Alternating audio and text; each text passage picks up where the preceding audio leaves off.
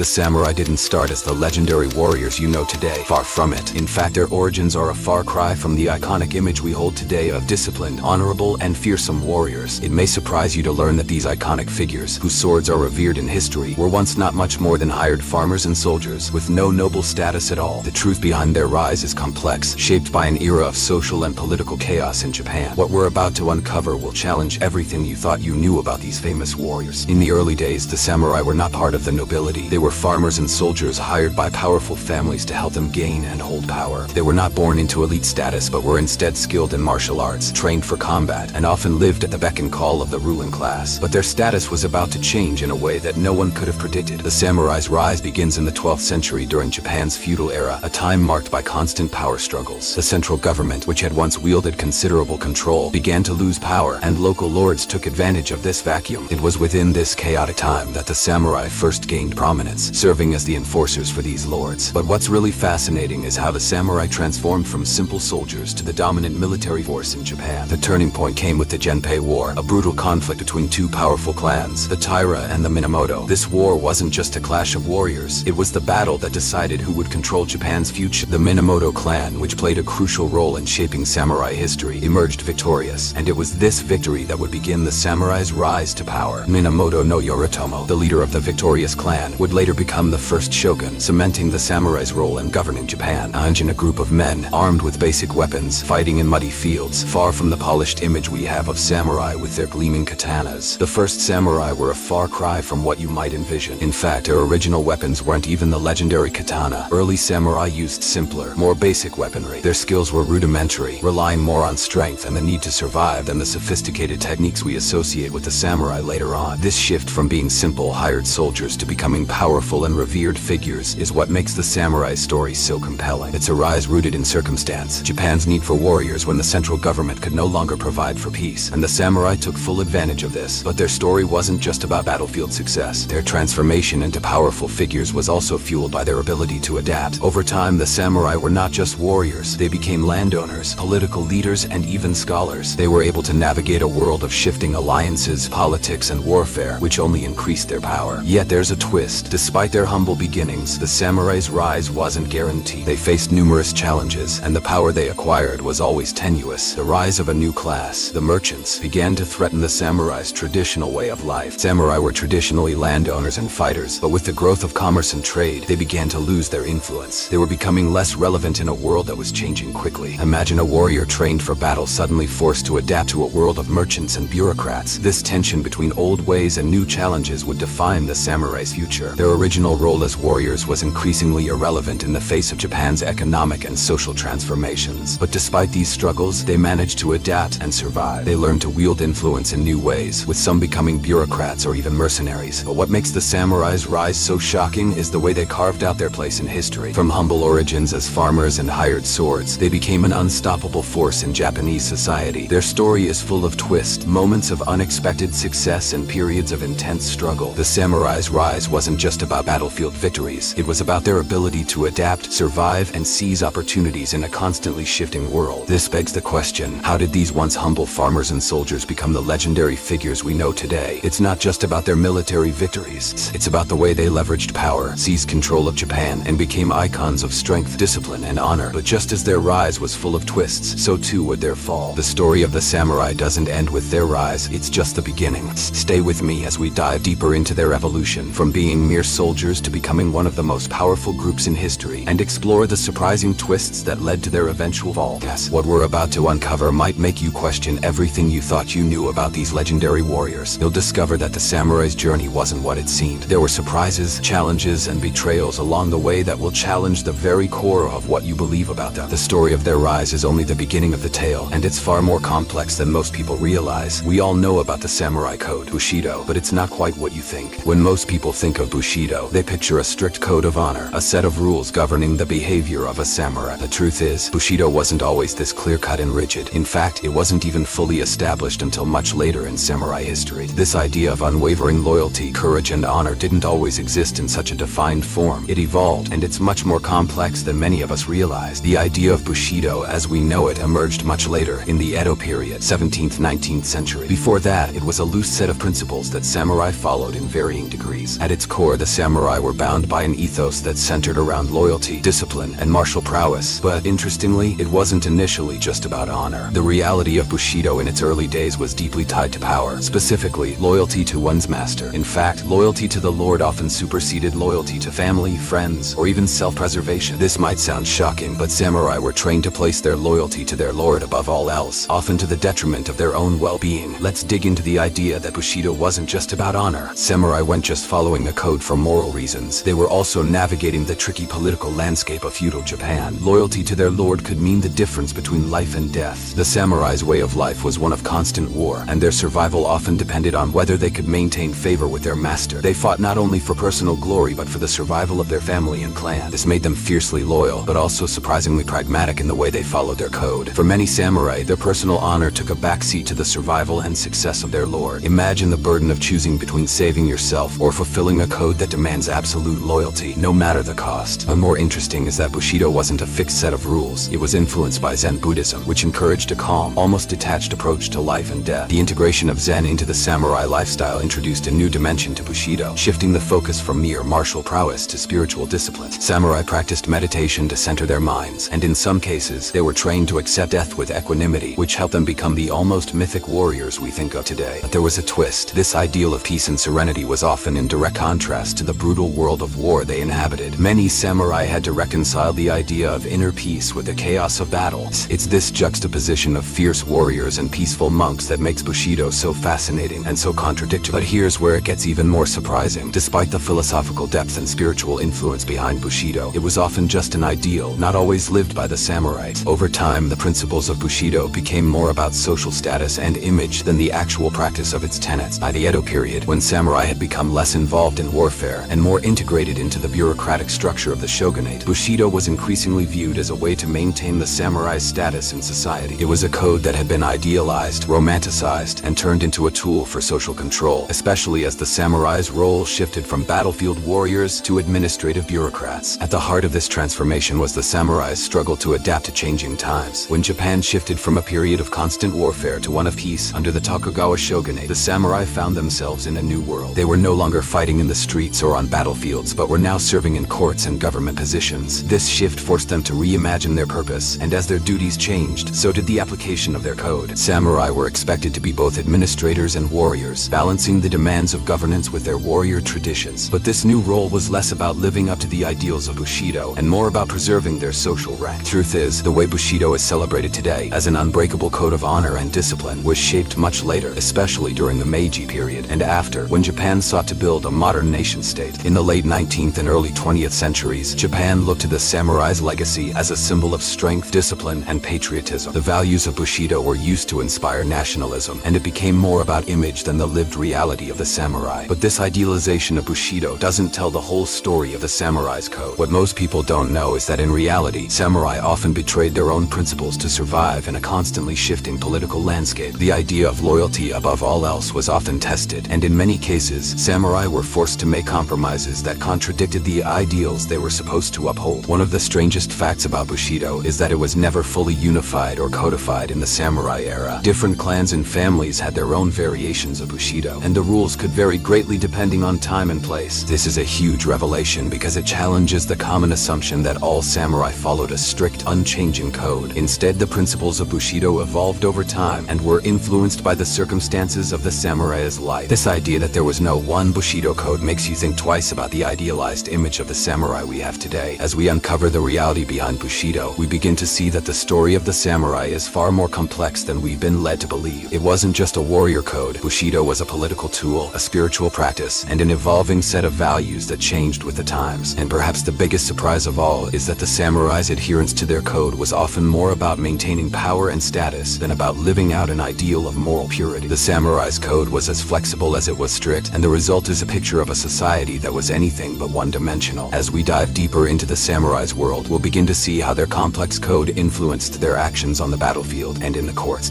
What we once thought of as a set of unshakable principles was, in reality, a tool for survival in a volatile world. You see, the samurai's rise to dominance in Japan's history was not a straightforward one, but rather the result of a series of shifts in political and social structures. The samurai, initially soldiers and mercenaries, played a key role in the turmoil of Japan's feudal period. But how did they go from being simple warriors to wielding so much power? It all started with the rise of the shogunate. The most powerful samurai were part of the shogunate, a military government that ruled Japan from the 12th century onward. Unlike the emperor, who remained a figurehead with no real political power, the shogun was the true ruler of Japan. The first shogun, Minamoto no Yoritomo, was a key figure in this shift. In 1192, after a long and bloody struggle known as the Genpei War, Minamoto no Yoritomo emerged victorious over the Taira clan, establishing the Kamakura shogunate. This was the moment the samurai began their rise to power. Yoritomo's victory was more than just a military one. It marked the beginning of the samurai's political control. The role of the emperor, which had once been central to Japanese governance, was now reduced to a symbolic figurehead. In fact, from this point on, the shogunate would be the true force behind Japan's military and political decisions, while the emperor and the imperial family held ceremonial power. In this new system, the samurai were the enforcers, the warriors who maintained control over the land and served as the backbone of the shogunate's power. The samurai were no longer just soldiers fighting for their lords. They were now the rulers of Japan. The rise of the samurai coincided with the fall of imperial influence. By the 14th century, samurai had firmly established themselves as the dominant force in Japanese society. But the rise of the samurai was not without its challenges. As samurai began to hold more power, their influence was tested by a changing political landscape. The shogunate was constantly battling internal strife, and external pressures from rival clans and factions threatened to destabilize the system. But through these struggles, the samurai proved their ability to adapt and persevere, cementing their role as the rulers of Japan. One of the most fascinating aspects of the samurai's rise was the complex relationship between the shogunate and the Udaimyo, the regional lords. The Udaimyo controlled vast territories, and while they pledged allegiance to the shogun, they maintained a level of autonomy over their lands. The samurai were crucial in maintaining the balance between the shogunate and the Udaimyo, ensuring that each side had enough power to hold the other in check. This delicate balance of power between the central government and the regional lords played a significant role in shaping the political landscape of Japan during this period. But here's where things get really interesting. Despite the samurai's rise to power, they weren't always as unified as they appeared. The samurai were constantly divided by competing interests, rivalries, and feudal loyalties. This internal discord made the samurai's position vulnerable, and it was only through strategic alliances and military might that they managed to retain their power. For instance, the legendary Oda Nobunaga, one of Japan's most famous warlords, was able to exploit these divisions among the samurai to his advantage. Nobunaga's ability to outmaneuver rival samurai factions played a crucial role in his rise to power during the late 16th century. The samurai's rise wasn't just about military might. It was about strategic alliances, political maneuvering, and an ability to adapt to an ever-changing world. In fact, the samurai's control over Japan's political landscape was largely due to their ability to unite and divide at will. But their power wasn't just political, it was military as well. Samurai were the warriors who fought to maintain control, often sacrificing their lives to ensure the stability of their lord's rule. By the end of the 14th century, the samurai had firmly entrenched themselves as the ruling class of Japan. Their power, influence, and military prowess made them an unstoppable force. But just as their rise was characterized by struggle and sacrifice, their downfall would be just as complex and fraught with challenges. And what's even more surprising is that this fall would come at the hands of the very same samurai who had once held so much power. But that's a story for later, as we now begin to explore how the samurai's reign came to an end. For now, the rise of the samurai represents a fascinating tale of military dominance, political strategy, and internal power struggles. The samurai's ascension to power is not just a story of warriors fighting for control. It's a tale of adaptability, resilience, and the constant battle for survival in a world defined by change. We often think of samurai as unbeatable warriors, but their battlefield tactics were surprisingly unrefined early on. The samurai that we hold up as paragons of martial prowess didn't immediately master the battlefield. In fact, when they first emerged as a distinct warrior class, their military strategies were far from the polished and precise formations we associate with them today. So, what were their tactics like in the beginning? Early samurai were heavily reliant on cavalry. The initial tactics they employed revolved around the use of mounted warriors and archery. They fought with a combination of brute force and speed, charging into battle with little to no complex coordination. The samurai's cavalry was effective for quick strikes, but their formations weren't particularly advanced. The ideal of the samurai as masters of military strategy wasn't quite established in the early days. They didn't yet possess the highly organized tactics that would come later. Instead, they often fought in chaotic, disjointed battles, far from the picture-perfect lines of soldiers that later became a hallmark of samurai warfare. This lack of refined tactics didn't hold the samurai back. Instead, it speaks to the adaptability of the warrior class. Though their tactics were simple, the samurai were quick learners, drawing on lessons from both their successes and failures. One of the key turning points in their military evolution was their encounter with the Mongol invasions in the late 13th century. The Mongols brought with them an entirely different style of warfare, one that involved highly coordinated, large-scale, and well-disciplined attacks. The samurai were caught off guard by the Mongol strategies, which highlighted the weaknesses in their own methods. The Mongol invasions of 1274 and 1281 proved to be a major test for the samurai. These invasions weren't just military confrontations, they were an awakening for the samurai, showing them just how much their tactics had to evolve. Samurai had been accustomed to fighting smaller, more chaotic skirmishes, but the Mongol approach demanded a level of strategy and coordination that was unfamiliar to the samurai. The Mongols fought with a level of organization that the samurai had not yet embraced. Samurai commanders found themselves struggling to keep up with the scale of the Mongol threat. The lessons learned from these encounters would go on to shape samurai tactics for centuries. It's interesting to note that the most famous weapon associated with the samurai, the katana, wasn't even fully developed at the time of the Mongol invasions. The katana, as we know it today, became a defining symbol of samurai martial skill. But in the early days, the samurai relied on simpler swords and other weapons. The katana's development was closely tied to the evolution of samurai warfare. It wasn't just the weapon itself, but the methods and strategies that came with it. Over time, the samurai learned how to wield it with greater precision, using their evolving tactics to complement their new weaponry. As the samurai adapted, they began to integrate different strategies that they learned from their enemies. The Mongol invasions were a catalyst for change. The samurai started to look beyond their own traditions and adopted elements of Mongol strategy, learning the importance of disciplined formations and coordinated attacks. This shift wasn't immediate, but over time, the samurai began to refine their tactics, blending their traditional cavalry with new techniques to form the battle strategies we associate with them today. The early samurai were far from the perfect warriors we think of now, but through their struggles, they became more effective and efficient on the battlefield. One of the most striking examples of this evolution occurred during the Sengoku period, a time of constant warfare that spanned from the mid-15th century to the early 17th century. During this period, the samurai faced off against new enemies, from rival clans to the Portuguese traders who brought with them firearms. The samurai adapted again, incorporating gunpowder and firearms into their warfare. This was a major departure from their traditional reliance on archery and swords. The introduction of firearms, though initially met with resistance, eventually became a key factor in samurai tactics. It's fascinating to think that the samurai, once so heavily reliant on their swords, would eventually be forced to embrace this new technology. But here's the catch. Even though they adapted, many samurai warriors found it difficult to let go of their traditional ideals. The idea of the samurai as a noble warrior, fighting with honor and without the aid of foreign technology, was ingrained in their culture. So, while they used firearms and gunpowder, there was always a tension between embracing the future and holding on to the past. This conflict would become more pronounced as Japan entered a period of peace under the Tokugawa shogunate. The samurai's journey from chaotic, disorganized warriors to disciplined fighters didn't happen overnight. It was a gradual process that took place over centuries. The samurai's rise and fall were not just about their power and influence in society, but also about how they evolved on the battlefield. They learned from their enemies, adapted their strategies, and developed new weapons and techniques to stay ahead. But despite their evolution, the samurai remained bound by their cultural ideals, which both helped and hindered their development. The real question now is, what happened when the samurai's battlefield skills were no longer in demand? As Japan entered a period of relative peace during the Tokugawa shogunate, the samurai's role on the battlefield was diminished, but their legacy lived on in other ways. Their influence shifted from the battlefield to the political and cultural realms. But was it enough to keep them relevant in a rapidly changing world? That's where the story of the samurai takes another unexpected turn. Stay tuned, because in the next section, we'll explore how the samurai's transition from warriors to bureaucrats reshaped Japanese society and the impact this had on their power and influence.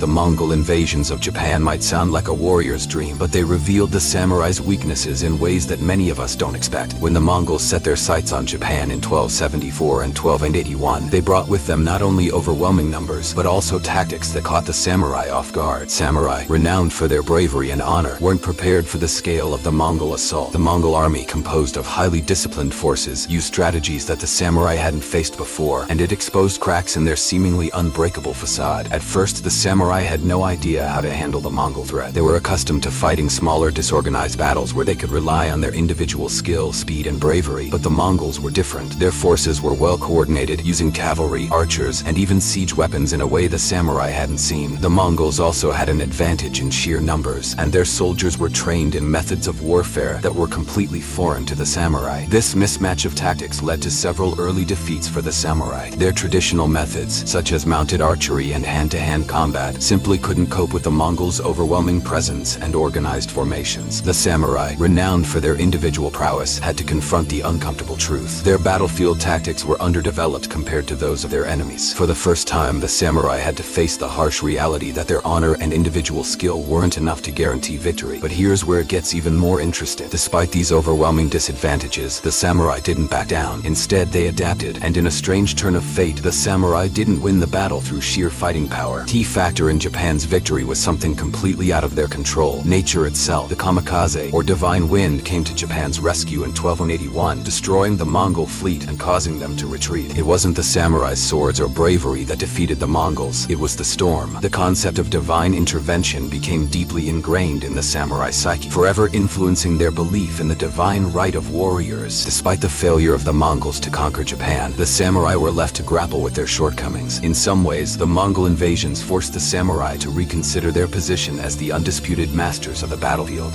While the divine wind saved the day, it didn't change the fact that the samurai were not prepared for such large-scale warfare. The samurai's military strategies, honed over years of conflict within Japan, were simply inadequate in the face of an external threat that was organized and methodical. This was a turning point for the samurai. It was the first time that their idealized reputation as invincible warriors was questioned. Their failure to repel the Mongol invasions revealed a fatal flaw in their martial culture, a reliance on individual valor and disjointed tactics rather than on coordinated, larger-scale warfare. In the years that followed, the samurai had to adapt, learning from their failures and integrating new strategies to cope with the changing nature of warfare. The lessons learned from the Mongol invasions would shape the future of samurai combat and their role in Japanese society. What's even more surprising is that, despite their failure to beat the Mongols through sheer military strength, the samurai's response to this invasion would become legendary. The samurai learned from their mistakes, incorporating tactics that would later define the way they fought, not only in battles against other warriors, but also as they faced the rise of gunpowder and firearms. This evolution took time, but the Mongol invasions were a wake-up call, a sign that even the mightiest warriors needed to evolve or risk being left behind. The samurai's story, from this point forward, would be one of adaptation, growth, and the constant battle to maintain their status as the dominant force in Japan. The question now is, how did the samurai evolve after their failure to defeat the Mongols? What would they learn from this loss, and how would it shape their future on the battlefield? Stick around, because we'll explore exactly that in the next section. The story of the samurai's evolution from a warrior class caught off guard by foreign invaders to the masters of warfare you might expect will unfold before your eyes. Samurai women, did you know they played a crucial, though often overlooked, role? But the reality is far more complex, and one of the most surprising aspects of samurai history is the pivotal role women played in the martial culture of feudal Japan. Now, don't get me wrong, the samurai were by definition male warriors, but that doesn't mean women had no place in the world of the samurai. In fact, some of the most incredible stories of warrior women have been buried beneath the shadows of their male counterparts.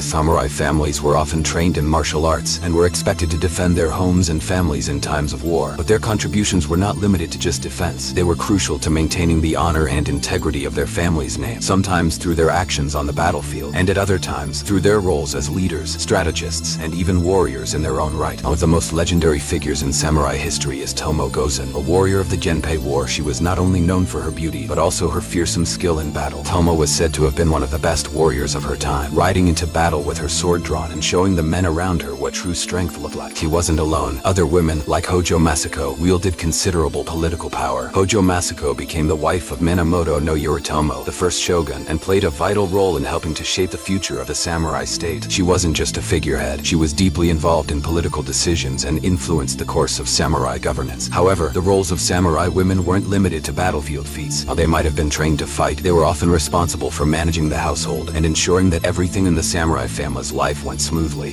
This might sound mundane, but in a culture where honor was paramount, the integrity of a household rested on the shoulders of its women. They ensured that the samurai's family name and status remained intact, and often it was their actions behind closed doors that kept the samurai world functioning. This leads us to an interesting and little-known fact. Samurai women had their own form of combat. In fact, they practiced a unique martial art known as pujutsu. This was a discipline that, while initially developed for defense, grew into an important part of the warrior culture. Samurai women would often practice with weapons like the naginata, a polearm, or even the katana. Though it was less common, their training was designed to ensure that, in the absence of men, whether due to war, injury, or death, women could take up arms and defend their family's honor. What's even more fascinating is that, for many years, the contributions of these women went largely unrecognized.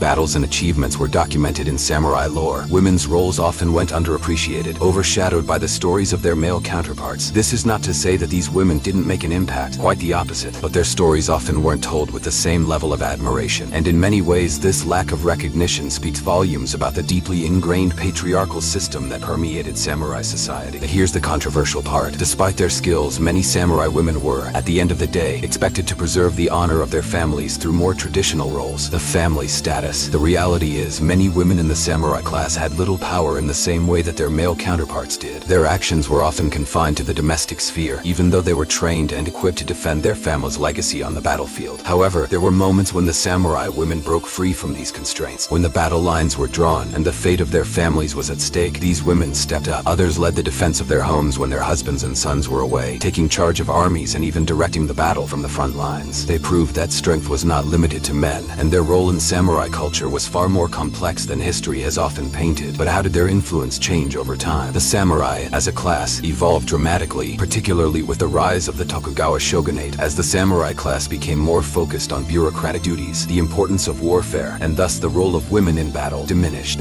Women's martial training became less common, and their place in samurai society became more confined to the home. Yet, even in the face of these changes, the legacy of these warrior women endured. Today, their stories are coming to light once again, offering a fresh perspective on the history of the samurai. From the records of Tomo Gozen's bravery to the strategic minds of women like Hojo Masako, we're beginning to see a more rounded picture of what it meant to be part of the samurai class. Women didn't just sit idly by. They were key players in shaping the samurai legacy, whether on the battlefield or in the halls of power. This brings us to an important question. Why do we rarely hear about these powerful women in the context of samurai history? Is it because their contributions were overshadowed by their male counterparts, or was there an intentional effort to keep their stories hidden? The answer lies in the complexities of samurai culture, where gender roles, honor, and power dynamics were intricately woven into the fabric of daily life. Now, imagine a world where the samurai women's contributions were just as celebrated as their male counterparts. How might our understanding of samurai culture be different if we focused as much on their roles as warriors, leaders, and strategists as we do on their male counterparts? What do their stories teach us about strength, honor, and the importance of perseverance in the face of adversity? As we move forward, the stories of these women continue to shape the understanding of samurai culture, reminding us that heroism knows no gender. In the next section, we'll explore how these changing roles and the evolving samurai culture shape the future of Japan, leaving an indelible mark on the nation's history. Stay tuned as we uncover the transformation of samurai life from warriors to influential figures in a changing society. Despite their early dominance, the samurai eventually struggled to keep up with Japan's changes. You might imagine the samurai as an unstoppable force, a rigid group forever bound by their code of honor and warrior skills. But the truth is, by the 16th century, these once indomitable warriors found themselves faced with challenges they hadn't foreseen. Let's step back for a moment. Japan, once a feudal society dominated by the sword, began to shift towards something entirely different, an urban, trade-based economy. With the rise of the merchant class, the samurai, who had previously thrived as landowners and warriors, were suddenly out of place. Samurai, who had once been at the top of the social ladder, were losing their influence. The income from their land, once the lifeblood of their existence, was no longer as steady or reliable as it had been. In an economy driven by commerce, those with capital, not just skill with a sword, began to gain more power. The samurai, once the proud protectors of the realm, were now struggling to adapt. Here's a strange fact. Some samurai, desperate to hold on to their social status, turned to new roles they had never imagined. With their traditional skills now less in demand, many samurai turned into bureaucrats or even mercenaries. It wasn't uncommon to see a samurai, once a highly trained warrior, working as an official in the local government or even selling his sword for the right price. This change may surprise you, as it challenges the very image we have of the samurai as proud, loyal warriors, firmly rooted in their ideals. But there was more at play. By the 16th century, Japan was embroiled in internal conflict, fighting for power between feudal lords known as Hadamayo. Samurai, once bound by their loyalty to a single master, found themselves shifting allegiances in order to survive in a rapidly changing society. The Age of Warring States, or Kasengoku period, became the ultimate test of adaptability for these warriors. As the political landscape became more fractured, samurai armies became fluid. Mercenary forces. Samurai were no longer fighting for a noble cause or a great ideal. They were fighting for whoever paid them. This shift in loyalty and purpose signaled the beginning of the end for the traditional samurai ethos.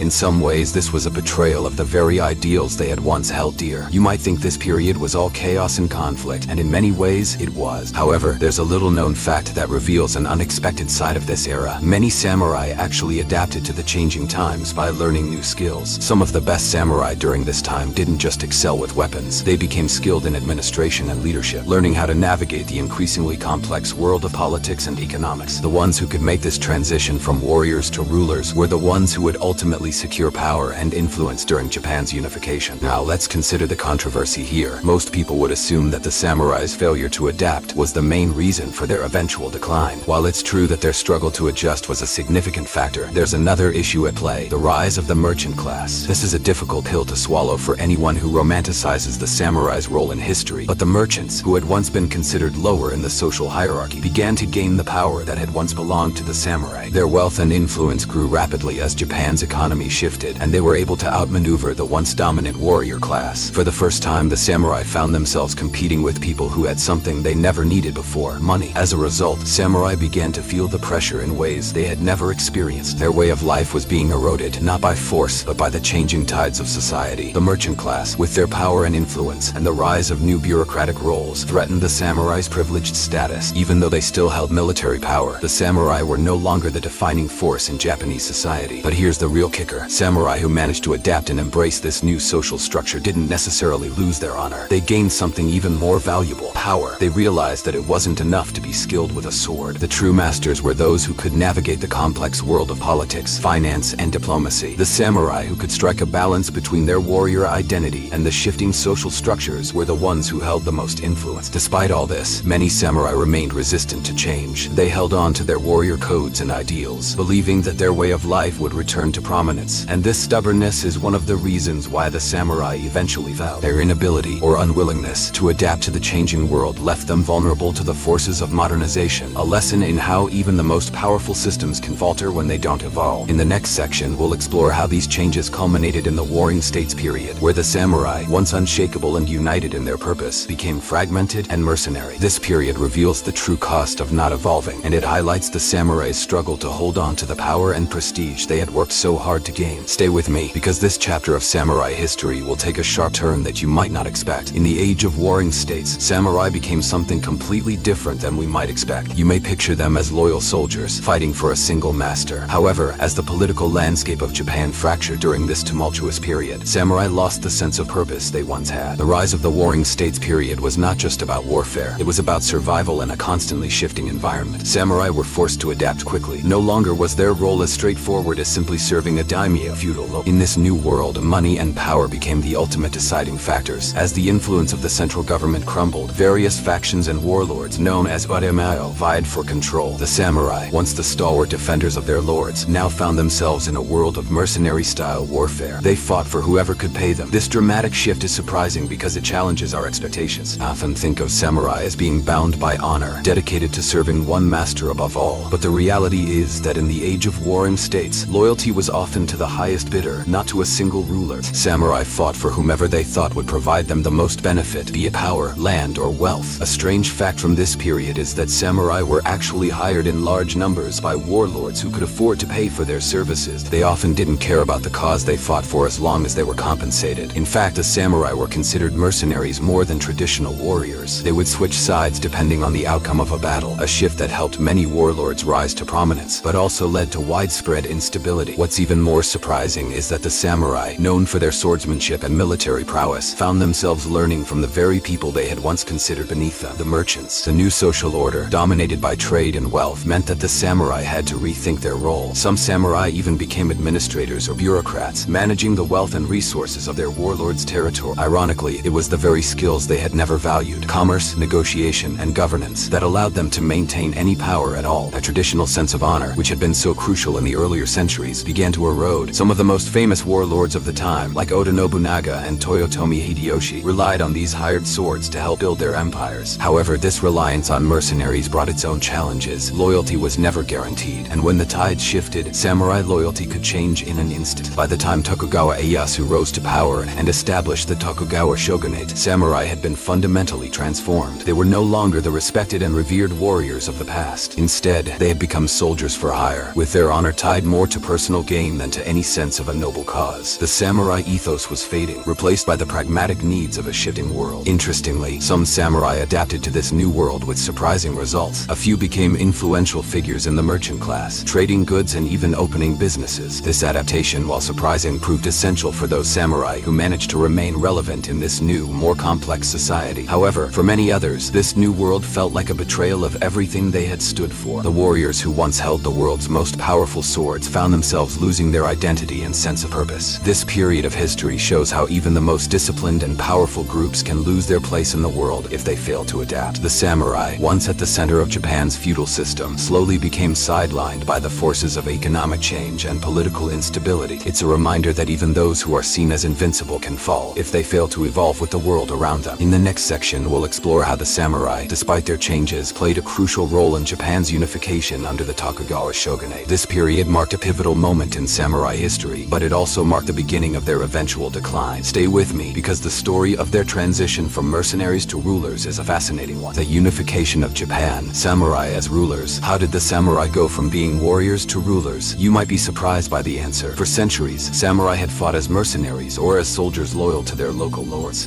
But what happens when the entire country falls into disarray and the need for unification arises? In the late 16th century, Japan was engulfed in a brutal civil war known as the Warring States period, which saw countless samurai fighting for various warlords. Amidst the chaos, three men stood out as the key players: Oda Nobunaga, Toyotomi Hideyoshi, and Tokugawa Ieyasu. These warlords used samurai forces to build their power, but it was Tokugawa who would emerge as the ultimate victor. At first glance, this may seem like a simple tale of one man's rise to power, but the story is much deeper. How did samurai, warriors who had fought for their lords, end up ruling an entire nation? The transition from warriors to rulers was not without its challenges. The samurai, who were once focused on battle and personal honor, now had to learn to govern, manage resources, and negotiate with powerful groups outside their military sphere. The shift from a purely warrior class to a governing elite began with Oda Nobunaga, who was the first to make significant strides toward unifying Japan. Nobunaga understood that to gain control over the country, he would need not only military strength but also the support of various factions. He used his samurai forces to defeat other warlords and set up a system that allowed him to control much of central Japan. But Nobunaga's rule was short-lived, and it was his successors who truly solidified the samurai's place as rulers. Toyotomi Hideyoshi, one of his key generals, rose to power. Hideyoshi continued the work of unification by organizing the country, creating a new class system, and ensuring that the samurai were at the top of this hierarchy. Under Hideyoshi, samurai were not just soldiers, they were administrators and landowners as well. Samurai were given positions of power in local governments, which further entrenched their control over Japanese society. However, while Hideyoshi brought some stability, his death left a power vacuum, and it was Tokugawa Ieyasu who ultimately seized control of the country after his victory at the Battle of Sekigahara in 1600. Ieyasu's victory was the turning point that led to the establishment of the Tokugawa shogunate. The Tokugawa period, which lasted for over 250 years, marked the height of samurai power. But with this new power came new responsibilities. Samurai were no longer just fighting men, they were now tasked with governing a nation. Ieyasu and his successors created a tightly controlled feudal system, where samurai were given lands and tasked with overseeing the administration of justice, the collection of taxes, and the maintenance of order. In many ways, the samurai had become not just warriors, but the political elite of Japan. This shift to governance was not without its challenges. Samurai, who had once been bound by loyalty to their lords and their personal honor, now found themselves having to make difficult political decisions. The transition from battlefield strategy to statecraft was not seamless. Many samurai, who were once warriors at heart, struggled to adapt to the more subtle world of politics and diplomacy. However, the Tokugawa shogunate maintained stability by creating a rigid class system and ensuring that the samurai remained in power. A lesser-known fact that might surprise you is that while samurai were known for their martial prowess, many samurai were actually quite learned. They were expected to be educated in philosophy, literature, and governance. The samurai's training was not limited to the sword but extended to the mind, a fact that sets them apart from other warrior cultures in history. This intellectual training helped the samurai transition from warriors to rulers, allowing them to administer the land effectively. However, the samurai's role as rulers came with its own set of problems. As Japan's economy changed and the merchant class began to grow in influence, the samurai found themselves in a difficult position. Their traditional role as warriors became less necessary, and many samurai were forced to adapt by taking on administrative or bureaucratic positions. Some even became impoverished, as their stipends and land holdings lost value. This shift in power dynamics would play a key role in the eventual downfall of the samurai in the 19th century. At the peak of their power, samurai were not just warriors. They were the political and social elite of Japan. They held the reins of power, maintained the order, and were entrusted with the governance of the nation. But this period of samurai dominance was ultimately a brief chapter in Japan's long history. The unification of Japan under the samurai was a remarkable achievement, but the samurai's inability to adapt to the changing economic and social landscape set the stage for their eventual decline. Samurai's rise to power, from mere warriors to rulers of an entire nation, was marked by both great triumphs and significant challenges. As we move forward in this video, we'll see how the samurai's grip on power weakened over time, leading to their eventual downfall. But before we dive into that, let's take a closer look at how the samurai governed, and how their once mighty power was slowly eroded by the forces of change. As peace settled in Japan, the samurai's role started to crumble, and their world began to change forever. After centuries of dominance on the battlefield, the samurai were no longer the only force that mattered. The Tokugawa shogunate, which had brought over 2 centuries of stability to Japan, also laid the groundwork for the eventual downfall of the samurai. The most significant factor in the decline of the samurai was the onset of peace. Under Tokugawa rule, Japan experienced a long period of relative tranquility, known as the Pax Tokugawa. Samurai, once warriors engaged in constant conflict, found themselves without the need for battle. No longer could they hone their skills in combat, and no longer was their position in society guaranteed by their prowess in war. In a world where fighting was no longer needed, what was left for the samurai? The peace that Japan experienced under Tokugawa control fundamentally changed the samurai's role. The once revered warriors were now relegated to administrative duties, overseeing the various regions of Japan. Many samurai found themselves transitioning from battlefields to bureaucracy, managing land and administering justice for their lords. However, this shift came at a cost. No longer could samurai rely on their martial skills to maintain their status. Instead, they had to turn to governance, a realm where many were less skilled and less interested. Interestingly, many samurai were unable to adapt to this new lifestyle. Samurai class, which had once lived by the sword, was now being asked to manage the economy and political structures. And despite being considered the ruling class, samurai faced financial difficulties. As peace set in, their stipends and land holdings became less valuable, and the class system that once placed them at the top began to shift. The merchant class began to grow in influence during the Tokugawa era. As trade flourished, merchants amassed wealth, and their influence started to rival that of the samurai. This economic shift was a blow to the samurai, whose income had traditionally been tied to land ownership. While the merchants grew wealthier, the samurai were increasingly burdened by the responsibilities of their role, without the means to support their lavish lifestyles. In many ways, the samurai were becoming irrelevant, and their power was being usurped by those they once considered beneath them. But even with the decline of their martial importance, the samurai still wielded significant power. They were still a key part of Japan's social fabric. Even as their military prowess faded, samurai began to find other ways to assert their dominance. Many turned to intellectual pursuits, becoming scholars, philosophers, and poets. In fact, it was during this period that some of Japan's most revered works of literature and culture were produced. Samurai, once seen only as warriors, were now seen as cultural leaders as well. Their education in both the arts and governance allowed them to continue to hold positions of influence, even in the absence of war. However, the true decline of the samurai came with the arrival of Western influence in the 19th century. The Meiji Restoration of 1868 was the final blow to the samurai class. The new imperial government sought to modernize Japan by adopting Western-style reforms. Samurai privileges were abolished, including their right to carry swords, marking the symbolic end of their traditional role in Japanese society. Despite the fall of their power, the samurai did not disappear entirely. Their cultural influence remained strong, and their ideals of honor, loyalty, and discipline continued to shape Japanese society in the years to come. The legacy of the samurai was not so much in their military dominance, but in their values and the way they shaped Japan's identity. In fact, the samurai's story of decline offers valuable lessons about the dangers of rigidly clinging to outdated systems. But their story also highlights the importance of evolution and adaptation. The samurai's ability to integrate their values into new aspects of society, even as their military relevance waned, shows how resilience and flexibility can ensure survival even in the face of change. While the samurai's power declined, their impact on Japan was far from over. Today, the samurai remain one of the most iconic symbols of Japan's history. Their cultural contributions continue to be celebrated, and their values of loyalty, honor, and courage still resonate in modern Japan. The samurai, though no longer warriors, are still heroes in the hearts of many. But what can we in the modern world learn from the samurai's story? How can we apply the lessons of the samurai to our own lives today? Their rise and fall teach us about the fragility of power and the importance of adapting to change. In the end, even the most formidable force in history can fall if it doesn't evolve. Their story is a reminder that the samurai's greatest weapon was not the sword, but their ability to endure. Today, when we think of the samurai, we are reminded not just of warriors, but of a culture that valued education, discipline, and adaptability. The samurai's legacy proves that even when power fades, influence can still remain, if only we know how to change with the times. Even after the samurai's political power waned, their status as symbols of Japanese culture only grew. Though the samurai no longer ruled, they became icons, revered as embodiments of strength, honor, and discipline. Their image was romanticized in literature, art, and film, making them synonymous with Japanese national identity. But the shift from warriors to cultural symbols was a complex one, driven by Japan's changing political landscape and the demands of modernization. During the Meiji era, samurai were stripped of their military privileges as the government sought to establish a modern Western-style military. In 1876, the samurai were even banned from wearing their swords, a symbol of their status. However, this did not mark the end of their influence. Instead, the samurai's legacy was transformed, becoming an essential part of Japan's identity during a time of radical change. The samurai's symbolic power was magnified through their portrayal in the arts. Writers and artists of the late 19th and early 20th centuries sought to preserve the samurai ethos, idealizing them as the epitome of loyalty, courage, and self-discipline. Works like the novels of Yukio Mishima, who drew on samurai themes to discuss the tension between tradition and modernity, brought the samurai spirit into the intellectual and cultural mainstream. In fact, much of the samurai's cultural significance was elevated during the Meiji period, despite the loss of their former political power. The samurai code of Bushido was idealized as a timeless set of principles that could guide Japan through its transformation into a modern state. The image of the samurai as stoic warriors who put their loyalty to their lord above all else became a national myth, a foundation upon which the government could build its narrative of honor and national pride. This image of the samurai persisted well into the 20th century, particularly after Japan's military buildup in the early 1900s. The samurai became entwined with the ideas of militarism and nationalism, shaping Japan's sense of identity during both World War I and World War II. Samurai traditions were portrayed as symbols of Japan's unique, unyielding spirit, which the country's leadership wanted to harness for their expansionist goals. But it wasn't just literature and political propaganda that kept the samurai alive in the national consciousness. The samurai continued to influence Japan's culture in more subtle ways. Their legacy found its way into modern arts, architecture, and martial arts. Even as Japan modernized and embraced Western ideas, the influence of the samurai could still be felt in everyday life. For instance, Japan's traditional martial arts, like Kendo, Judo, and Iaido, trace their origins directly to the combat techniques developed and perfected by the samurai. These practices are more than just sports. They are also philosophical pursuits that continue to teach the same values that the samurai held dear: discipline, respect, and self-improvement. Modern-day Japan's approach to training and discipline in both corporate and military environments often echoes the samurai code of Bushido. In pop culture, the samurai have been immortalized in countless films, television shows, and anime. Hollywood films like The Last Samurai, 2003, and the rise of samurai characters in action films continue to perpetuate the samurai mystique. Samurai films from the 1950s and 1960s, starring legendary actors like Toshiro Mifune, turned the samurai into cinematic legends, blending history with fiction.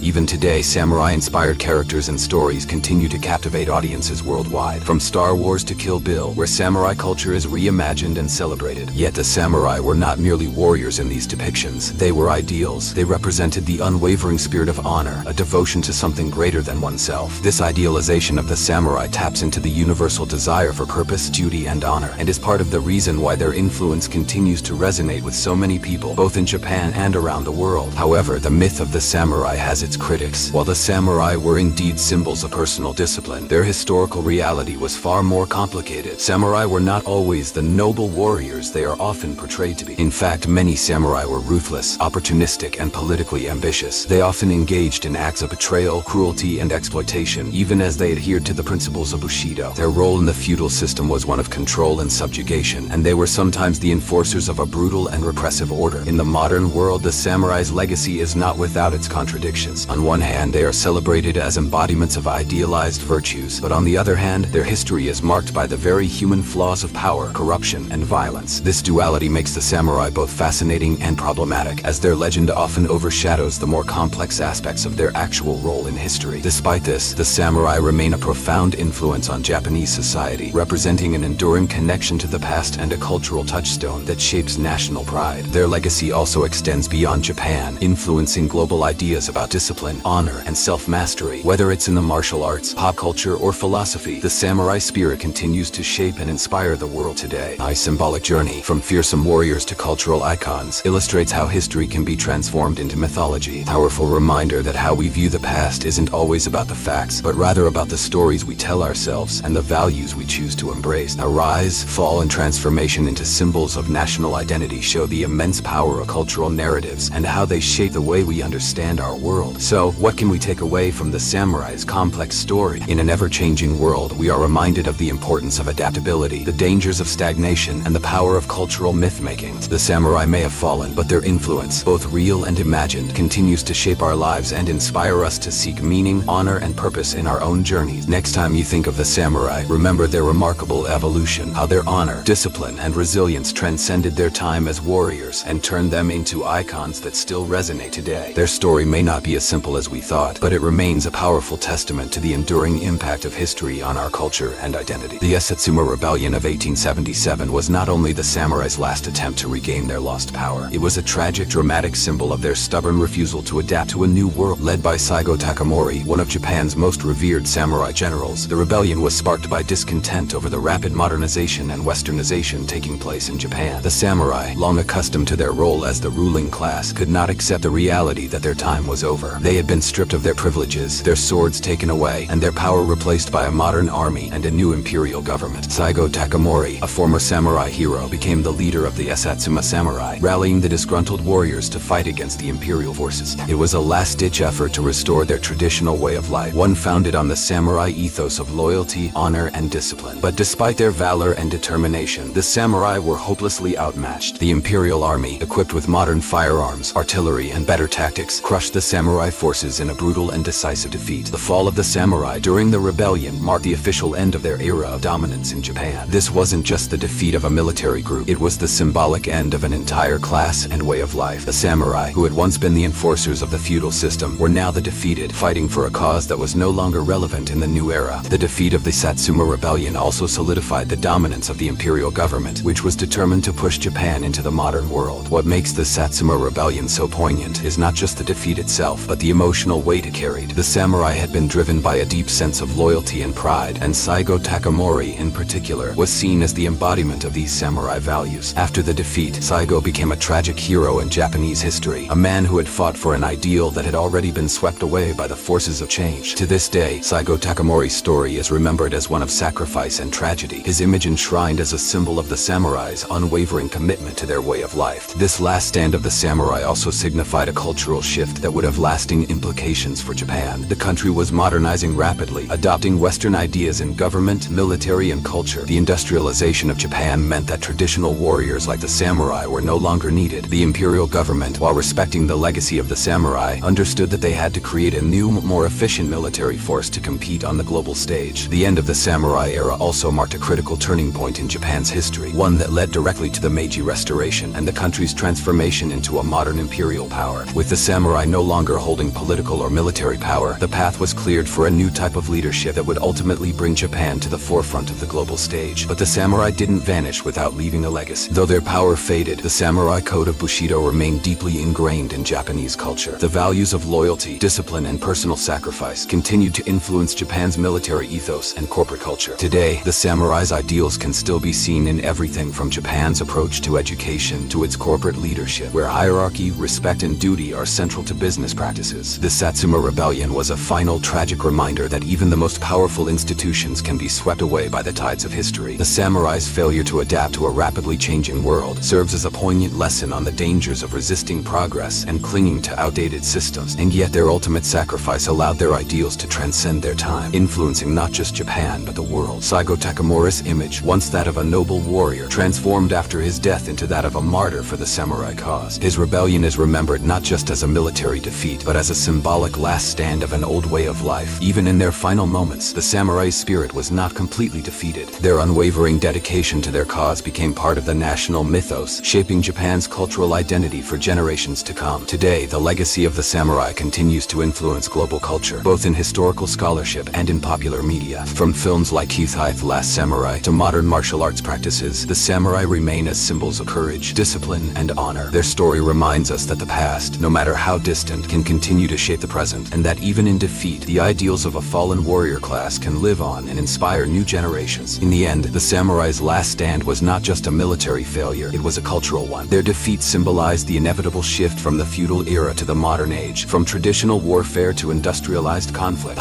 The story of the samurai, particularly through the lens of the Satsuma Rebellion, teaches us about the costs of resistance to change and the way history shapes the present. The samurai may have lost their power, but their influence on Japan's identity and the world's understanding of honor, discipline, and martial prowess is undeniable. After the fall of the samurai, many faced an uncertain future in a rapidly changing Japan. Once an elite warrior class, the samurai were suddenly thrust into a world that no longer required their skills in battle. But instead of fading into obscurity, many samurai reinvented themselves, finding new roles and ways to preserve their legacy. Some samurai became entrepreneurs, taking the strategic thinking and discipline they had learned on the battlefield and applying it to new industries. This shift to business and commerce might seem surprising, but it made sense in a Japan that was rapidly industrializing and opening up to the global market. The samurai, known for their meticulous planning and loyalty, proved to be effective in the corporate world. They adapted to this new reality, demonstrating that the skills they honed in feudal Japan, such as leadership, management, and honor, could translate to civilian life. Other samurai transitioned into government roles or became scholars. They brought their deep knowledge of military strategy, governance, and honor codes into the world of politics and education. Some even became influential advisors to Japan's new rulers, helping shape the modern nation-state that was emerging from the ashes of the feudal system. This intellectual shift was crucial during the Meiji period, when Japan underwent rapid modernization and sought to establish a new identity that balanced traditional values with modern ideals.